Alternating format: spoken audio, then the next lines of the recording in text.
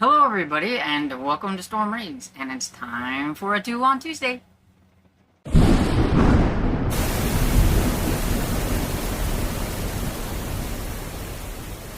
So welcome to my 2 on Tuesday, where I show off a couple books from my shelves. Things that I have been collecting. Mostly it'll be probably category romance or just old historical romances and things like that, but now and then I may throw in a vintage horror book or mystery or something like that. Just whatever I pick up and decide to talk about, basically. So I will probably, until I run out, which could be a long time, incorporate a category romance, because I have a lot of them.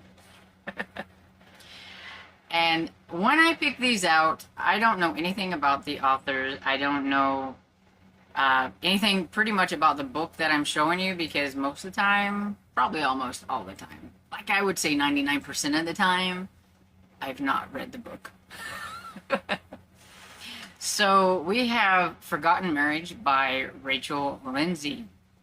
This is a Harlequin Presents number 228 from 1978. But the contents inside this book are from 1959 when it was published by Mills & Boon. So it's an oldie. It was also reprinted as part of the Men of Strength series for Harlequin, and it was number 15 in that line. Okay, so Rachel Lindsay is the pseudonym for Rita Schulman. She was born December 1926 and died in December of 2014. She was 87 years old. So now I'm going to put a graphic up here just to show you a few things so you can look at them while I'm talking and everything. And so she was a British author, artist, composer, and television producer. She is best known for her pseudonym of Roberta Lee, but she also wrote under the names of Rosella Lake, Romella Lane, and Janie Scott, and then of course Rachel Lindsay.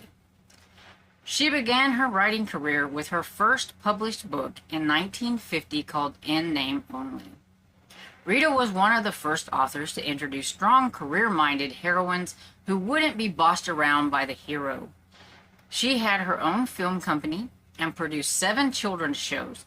You have The Adventures of Twizzle from 1957. She also wrote books and for the Twizzle, and one of them is going for a price of $250 US from the UK. And she also had Torchy the Battery Boy from 1959, Sarah and Hoppity from 1962, which there are also some expensive books on eBay for that series. She had Space Patrol from 1963, Picture the Word from 1965, Send the Dithers from 1966, and The Wonder Boy and Tiger from 1967. She also wrote music for her series, although that usually involved her humming or singing the tune into a tape recorder, after which someone would arrange and write the scores. You will also notice that all of these, if you look these up, all of these were puppet shows. I think that's something that maybe the UK was really into and everything with puppet shows, because I always see the Punch and Judy one, like, reminds me of that on Midsomer Murders. And also, if you look some of these up, you can actually watch some of the episodes from the shows on YouTube. She wrote over 100 romance novels, but stopped writing them once her husband died. Then she concentrated more on film work. So, she was a busy woman. She did a lot of things. I also think it said that she was one of the first females to own her own film company, so she had a lot going on. So let's see what Forgotten Marriage, that was originally written in 1959, has to say. So it says, after the plane crash, Sharon couldn't remember who she was, nor why she'd come to England. Why should this man who claims to be her brother-in-law regard her in such bitter contempt? Don't stare at me with wounded eyes, he said savagely. You've wheedled your way into my mother's affection, but that won't stop me from exposing you. It was almost as if he doubted her loss of memory, as if he thought it simply a blind to cover what? So, it sounds kind of interesting. Didn't like really give you a whole lot of information about what it was about, but you get a little kind of like a little insert of what was in here. And, I mean, color me intrigued. So, have you ever read this book? Or have you ever read any of her others? I do believe I have a few Roberta Lee. I have some Rosella Lake, and I think I might even have a Romella Lane. I was gonna try to find them, but I have too many tubs. So you just had to put up with the picture that I showed you.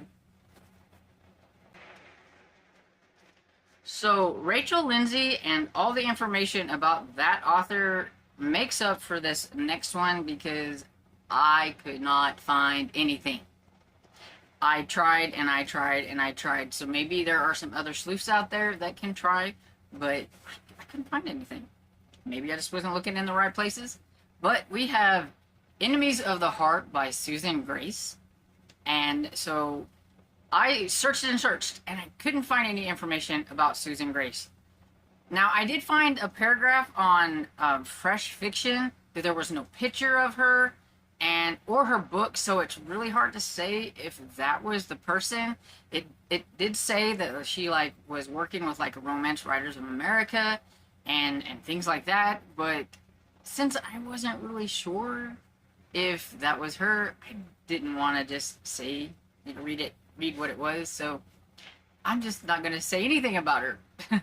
So, all I could find is that she may have wrote anywhere from like 6 to 8 books and things like that. Like, that is basically the only information I have. So, this looks like kind of a, I don't know, westerny type.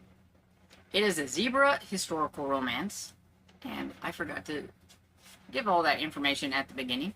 It's from 2001. At least that is it, yeah. It's from 2001. And it says it's the first printing. And so, I'll just read what it's about. It says, a wild daughter. Daughter of the infamous Lady Sea Pirate and a swashbuckling nobleman, Diana Grayson is a free-spirited beauty who happily defies convention, but she never thought she'd find herself running from the law until an accidental shooting sends her fleeing to her aunt's country estate. There she keeps her identity a secret from horse trainer Jared Devlin, a proud Irishman with a fierce hatred of the English aristocracy and deep blue eyes that immediately drew her in. Wanted man. A fugitive in his native Ireland, Jared Devlin escaped hanging for a murder he did not commit.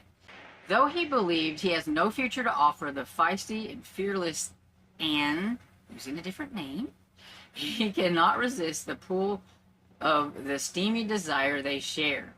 Yet their passionate ideal is brief, for their secret pasts are fast closing in, turning lovers into adversaries. Soon, danger and misunderstandings threaten to destroy all hope for a future together, unless enemies of the heart can become lovers for eternity. Well, at least the back didn't make me laugh and giggle. And I do think it's like part of a series. I did not write down like what the series was or anything, but I don't know if they're like interconnected series or anything like that. But here we go. We have Susan Grace, the one that I have no clue about.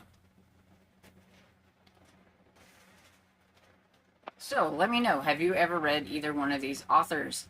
Either this one in her many names, or this one that I could find nothing about.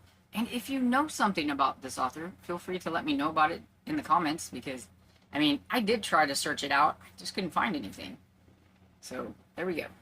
My 2 on Tuesday. So I hope you enjoyed this video, and if you did, please give it a thumbs up and subscribe, and I will see you all in the next video. Bye.